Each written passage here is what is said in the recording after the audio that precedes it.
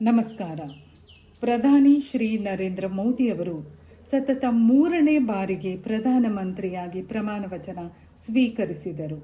ಅವರಿಗೆ ಕೋಟಿ ಕೋಟಿ ಅಭಿನಂದನೆಗಳು.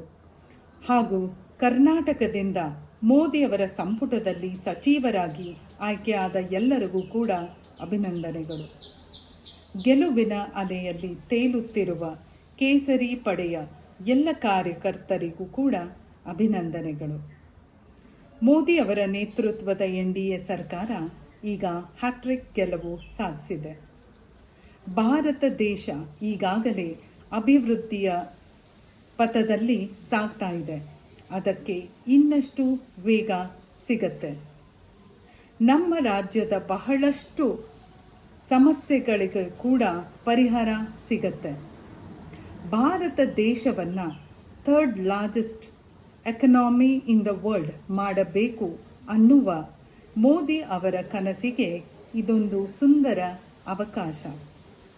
ಅಭಿವೃದ್ಧಿ ಮತ್ತು ಉತ್ತಮ ಆಡಳಿತದ ನವ ಅಧ್ಯಾಯ ಶುರುವಾಗಿದೆ. ಭವಿಷ್ಯದಲ್ಲಿ ನಾಡು ಹಾಗೂ ದೇಶವನ್ನು ಕಟ್ಟುವ ನಿಟ್ಟಿನಲ್ಲಿ ಮೋದಿ ಅವರ ನೇತೃತ್ವದ NDA ಸರ್ಕಾರದ ಕಾರ್ಯಕ್ರಮಗಳನ್ನು ಪ್ರತಿಯೊಬ್ಬ ಪ್ರಜೆಗೂ ತಲುಪಿಸುವ ಕಾರ್ಯದಲ್ಲಿ ನೀವೆಲ್ಲರೂ ಜೊತೆಯಾಗಿ ಕಾರ್ಯನಿರ್ವಹಿಸೋಣ. ನಮಸ್ಕಾರ.